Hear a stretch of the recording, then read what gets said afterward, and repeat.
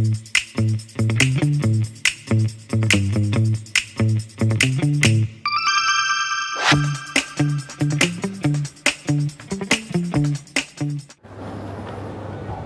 Aisyah radhiyallahu anha qalat tuwfiyan nabiyyu sallallahu alaihi wasallam wa dir'uhu marhunatun inda yahudiyyin bisalasina yakni sa'an min sya'irin. Rawahul Bukhari. Dari Aisyah radhiyallahu anha, ia berkata, Nabi sallallahu alaihi wasallam wafat sedang baju besi beliau masih digadaikan pada orang Yahudi dengan 30 sok gandum. Hadis riwayat Bukhari juz 5 halaman 145. Ini mohon dijelaskan Ustaz. Jadi Nabi Muhammad saat beliau wafat, baju besinya itu masih berada di seorang Yahudi. Ini bukan berarti seperti kita menggadaikan sesuatu terus ranyaur, bukan. Ini maksudnya Nabi itu membolehkan untuk jual beli dengan ajal. Maksudnya jual beli yang tertunda, termasuk bermuamalah dengan yang lain akidah pun itu boleh selama tidak memerangi karena Islamnya. Nah, singkat cerita, baju besi Nabi ini kemudian beralih pada salah seorang sahabat beliau. Jadi Nabi wafat, kemudian baju besi ini Nabi itu kan berjual beli dengan seorang Yahudi secara ajal, secara tunda, sehingga Nabi membeli dari orang Yahudi itu 30 sok gandum, jaminannya baju besi beliau. Tentu baju besinya Nabi itu lebih berharga daripada 30 sok gandum. Nah, kemudian baju besi ini beralih pada salah seorang sahabat beliau sepeninggal Nabi.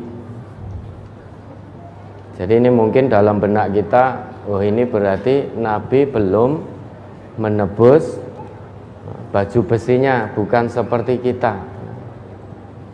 Jadi baju besi Nabi ini lebih berharga daripada 30 sok. Kenapa Nabi kok menggadaikan baju besi beliau kepada seorang Yahudi?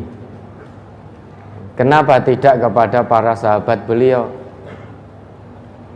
Tentu sahabat beliau tidak kerso, tidak mau menerima.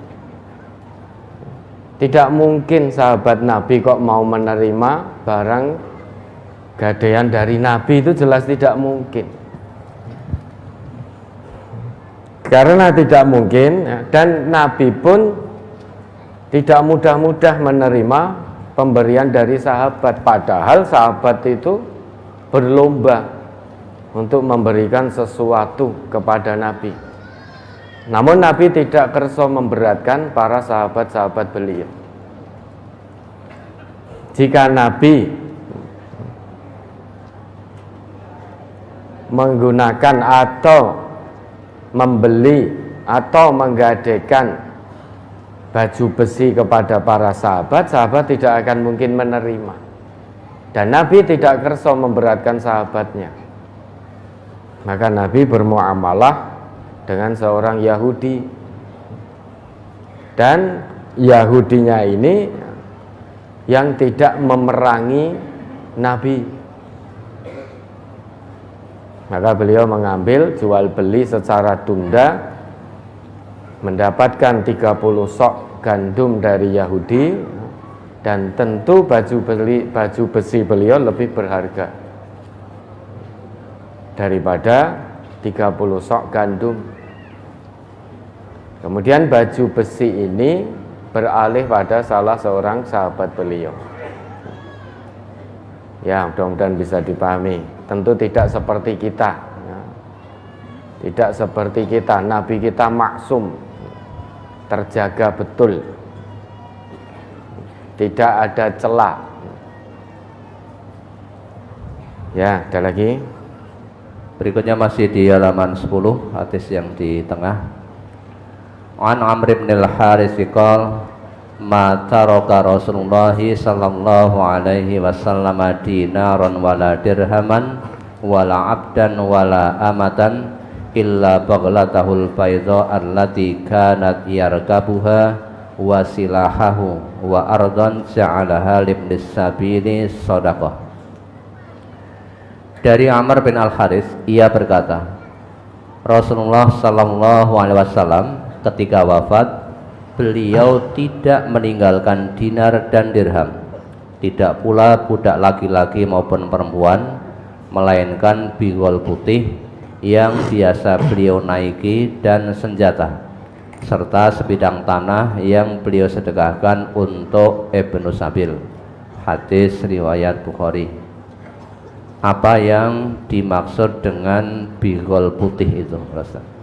Bigol itu sebuah hewan, itu hasil perkawinan silang antara kuda dan keledai, itu namanya bigol. Warnanya putih. Jadi ini hewan hasil kawin silang antara kuda dan keledai. Ya, ada lagi.